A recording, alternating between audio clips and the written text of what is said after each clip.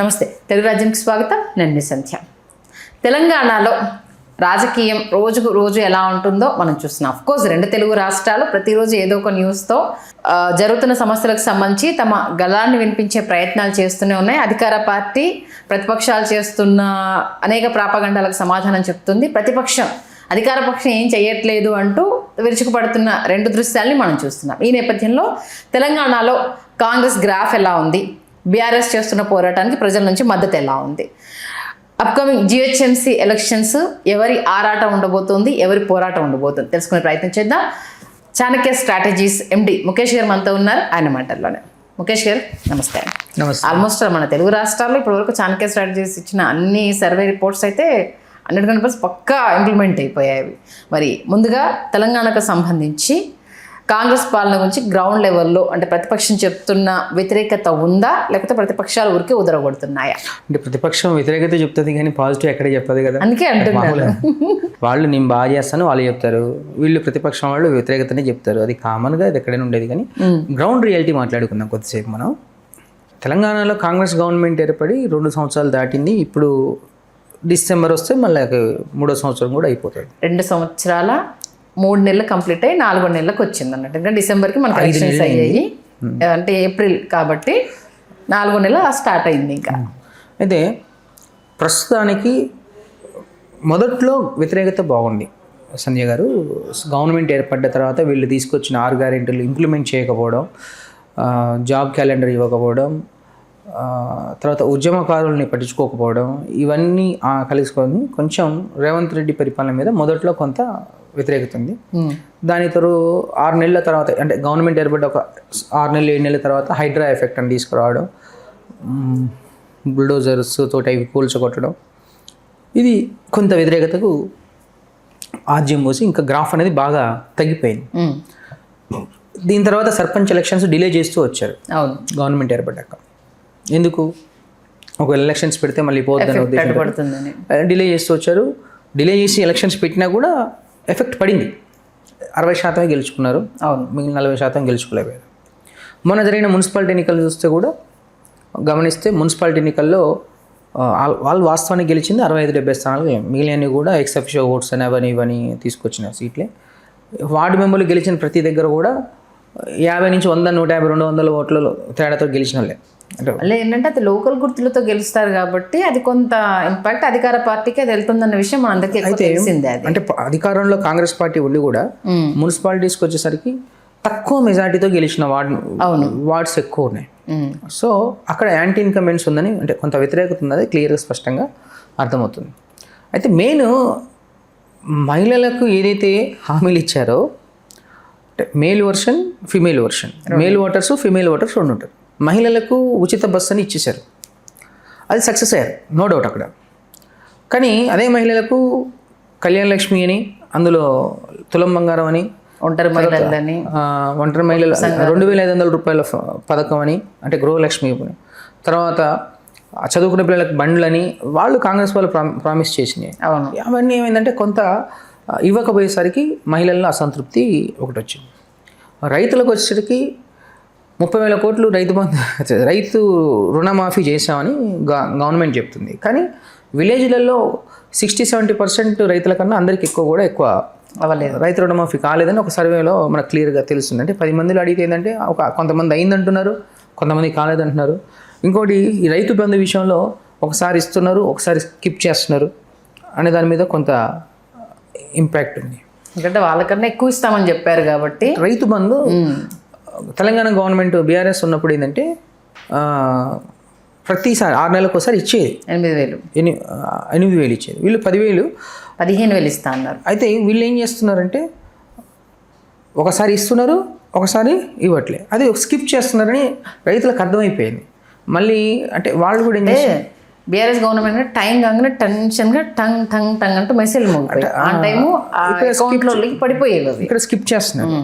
ఈ స్కిప్ చేసేది రైతులకు అర్థమైపోయి ఏదో అంటే దీన్ని తప్పించుకోవడం కోసం రేవంత్ రెడ్డి ఏం చేస్తున్నాడు, అక్కడ డబ్బులు లేవు, ఇక్కడ డబ్బులు లేవని ప్రెస్ మీట్లు పెట్టి ఇవి చెప్పడం ఇది చేస్తున్నారు. కానీ ప్రజలకి అర్థమయ్యే రీతిలో ఎక్స్ప్లెయిన్ చేయగలిగితే అది వేరే రకంగా ఉంటుంది. అవును.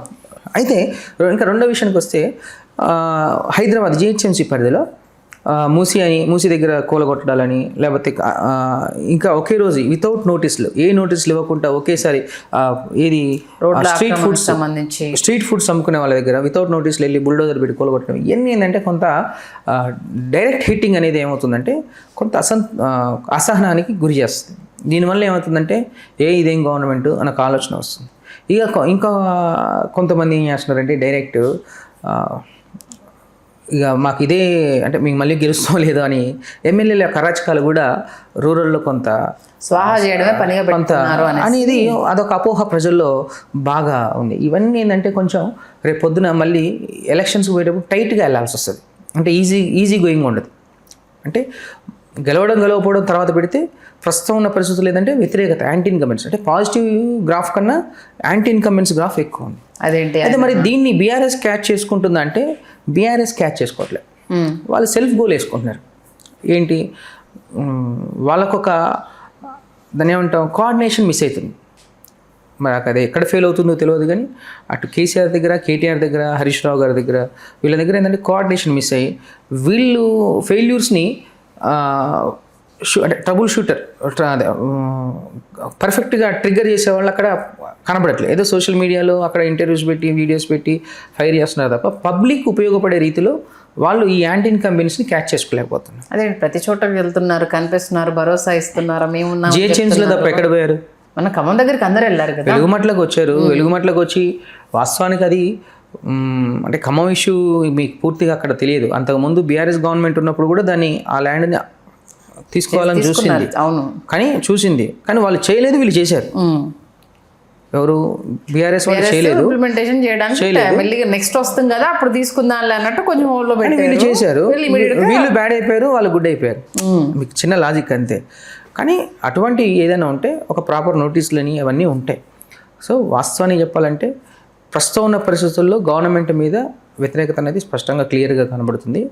రేపు జిహెచ్ఎంసీ మీద ఆ ఎఫెక్ట్ ఇంకా ఇప్పుడు నిన్న కూలగొట్టిన స్ట్రీట్ కావచ్చు, హైడ్రా ఎఫెక్ట్ కావచ్చు, ఇంకేమైనా కావచ్చు.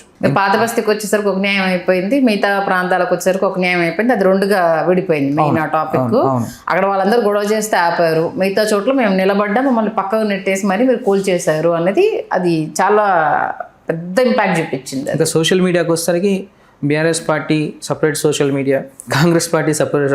రోజుకు ఒక ఛానల్ సాధారణ ఓటర్ కాడికి వెళ్ళి BRS party channel, BRS party ఈ ఇద్దరు సీఎంలు ఎవరు బెటరు అని వాళ్ళని కన్ఫ్యూజ్ చేయడం, కాంగ్రెస్ పార్టీ ఈ ఇద్దరు సీఎంలు ఎవరు బెటరు అంటే వాళ్ళకి చెప్తున్నారు, వీళ్ళకి చెప్తున్నారు. అంటే ఓటర్ కూడా తెలివి మీరిపోయాడు. మీ గ్రౌండ్ లెవెల్ రియాలిటీ సరే, వీళ్ళు ఆన్ స్క్రీన్ మీద చెప్పేది వేరు, మీరు శాంపిల్స్ తీసుకునేటప్పుడు చెప్పేది క్లియర్గా చెప్తున్నాగా.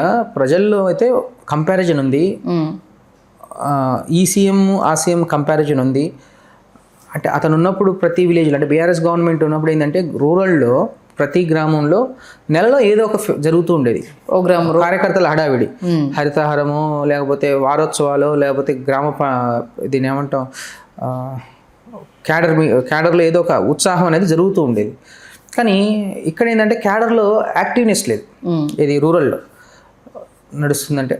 నడుస్తుంది గవర్నమెంట్ క్యాడర్ అంటే గ్రామ స్థాయిలో వీళ్ళు 100 రోజుల గ్రామ పండుగలు అనేది పెట్టారు. కానీ అది కూడా నత్తనడకన సాగిని ప్రజావేదిక పెద్దగా పట్టించుకోవట్లేదు. సో ఎందుకు మీకు రూరల్లో గ్రామ పంచాయతీ ఎన్నికల్లో క్లియర్గా స్పష్టంగా ఉంది. అట్ ద సేమ్ మున్సిపాలిటీల్లో వార్డు మెంబర్లు 50-100 ఓట్లతో గెలిచారంటే అక్కడ కూడా వ్యతిరేకత. అంటే వాళ్ళు పవర్ పాలిటిక్స్ ప్లే చేసి కూడా తక్కువ మెజారిటీతో గెలవడం అంటే వ్యతిరేకత క్లియర్గా స్పష్టం అవుతుంది. రేపు పొద్దున ఎంపీటీసీ, జెడ్పీటీసీ ఎలక్షన్స్లో కూడా విపరీతంగా ఉంటుంది. అయితే ఇప్పుడు రేపు వాటికన్నా జిహెచ్ఎంసీ ముందు వచ్చే అవకాశం అయితే క్లియర్గా కనపడుతుంది. జిహెచ్ఎంసీ ముందు అవుపిస్తుంది. ఎందుకంటే ఇప్పుడు ఫిబ్రవరికి క్లోజ్ అయిపోయింది. మీ అంచనా ప్రకారం ఎప్పుడు అనౌన్స్ అవుతుంది అనుకుంటున్నారు? మా ఎస్టిమేషన్ అంటే మా అనాలిసిస్ ప్రకారం ఏంటంటే జూన్, జూలై వరకు రావచ్చు అవకాశం క్లియర్గా ఉంది. ఇంకో 2-3 మంత్స్లో వచ్చే అవకాశం ఉంది. అంటే జిహెచ్ఎంసీలో 3 కార్పొరేషన్ సెగ్మెంట్స్ అయినాయి మనకి. హైదరాబాద్ అని, సైబరాబాద్ అని, తర్వాత మల్కాజిగిరి, మేడ్చల్ అని 300 డివిజన్స్ చేశారు. మరి ఈ 300 డివిజన్స్ని మళ్ళీ రిజర్వేషన్స్ చేయాలి. రిజర్వేషన్స్ చేసినాక మళ్ళీ రిజర్వేషన్ బేస్ చేసుకొని అభ్యర్థుల్ని సెలెక్ట్ చేసుకోవాలి. చాలా పెద్ద స్క్రూటినీ ఉంది. అంటే అభ్యర్థులు ఉన్నారో లేదో డౌట్ 2 పార్టీలకి. ఎందుకంటే 300 డివిజన్లు కదా, 3 పార్టీలు ఇప్పుడు ట్రయాంగిల్ వారు జరుగుతుంది. కానీ ఇంతకుముందు మాదిరి బీజేపీ రోల్ లేదు ఇక్కడ. 2020లో బీజేపీ అనేది ఒక 48-49 స్థానాలు గెలిచింది. కానీ ఇప్పుడు బీజేపీ పెద్దగా గ్రాఫ్ పడిపోయింది. బీజేపీ జిహెచ్ఎంసీలో కాంగ్రెస్ వర్సెస్ బీఆర్ఎస్ మధ్యనే పోటీ ఎక్కువ జరుగుద్ది. ఎక్కువ శాతం బీఆర్ఎస్ స్థానాలు గెలుచుకుంటుంది. పీఠం చెప్తున్నా ఎక్సెప్షియో ఓట్లని అవన్నీ ఉంటాయి కాబట్టి మేయర్ అయితే కాంగ్రెస్ అవుతుంది. కానీ ప్రస్తుతానికైతే ఇప్పుడున్న మేము ఆల్మోస్ట్ ఒక 40 డివిజన్లలో సర్వే అంటే జనవరిలో స్టార్ట్ చేసాం సర్వే. 40 డివిజన్ల వరకు చేసుకుంటూ వచ్చాము. ప్రతి దాంట్లో కూడా అంటే 40లో ఒక 30 డివిజన్లు బీఆర్ఎస్ ఓట్ బ్యాంక్ బలంగా ఉందండి వాస్తవాన్ని చెప్పాలంటే. ఓకే. కానీ అభ్యర్థులు అంటే బలంగా పార్టీ ఓట్ బ్యాంక్ ఉంది, కానీ అభ్యర్థుల్ని సెలెక్ట్ చేయడంలో జాగ్రత్త పడాలి. ఓకే. వాళ్ళకి అభ్యర్థుల్ని బాగా సెలెక్ట్ చేసుకొని కాంగ్రెస్ అభ్యర్థి కన్నా బలంగా పెట్టగలిగితే 100% ఉపయోగపడుద్ది ఆ ఓట్ బ్యాంక్. లేదు బీఆర్ఎస్ ఓట్ బ్యాంక్ బలంగా ఉండి అభ్యర్థి వీక్ అయిపోయాడు అనుకోండి, కాంగ్రెస్ ప్లేస్ అవుతుంది. సో ప్రస్తుతానికైతే బీఆర్ఎస్కి కొంచెం సిటీలో మంచి గ్రాఫే ఉంది. బీజేపీ వీక్లో ఉంది. 3వ స్థానంలో ఉండదు, ట్రయాంగిల్ ఫైట్ ఉండదు. ఒక 15% ఓట్ షేర్ తెచ్చుకుంటుంది బీజేపీ. ఓకే. అలాగే కవిత కొత్త పార్టీ గురించి జనాల్లో జరుగుతున్న చర్చ కావచ్చు, నేను ఖచ్చితంగా ప్రభావం చూపించబోతున్నాను కవిత గారు చెప్పే మాటల్లో కావచ్చు. ప్రస్తుతం అయితే మేము వారి గురించి మాట్లాడదలుచుకోలేదు ఎక్కువ. No comments. అంటే ఎలా ఉంటుందని అనుకుంటున్నారు? ఆవిడ ఒక మహిళగా మన తెలంగాణలో ఇప్పటి వరకు మహిళా సారథ్యంలో పార్టీ అనేది ఫర్ ద ఫస్ట్ టైం. దాని గురించి మనం తర్వాత క్షుణ్ణంగా మాట్లాడుకుందాం. ఓకే. ఎందుకంటే ఇప్పుడు అడుగులు వేస్తున్నారు కదా, మాట్లాడు. మంచి విశ్లేషణ అందించారు. ధన్యవాదాలు. Thank you. హలో, తెలుగు రాజ్యం ఛానల్ చూస్తున్నారా? సామాజిక రాజకీయ జీవన చిత్రణే తెలుగు రాజ్యం. అతిశయోక్తులు అసత్యాలు ఉండవు. రాజకీయ కోణం కాదు, ప్రజా కోణమే కొలబద్ద. తెలుగు రాజ్యం వీక్షణ మీ ఉత్తమ అభిరుచికి నిదర్శనం.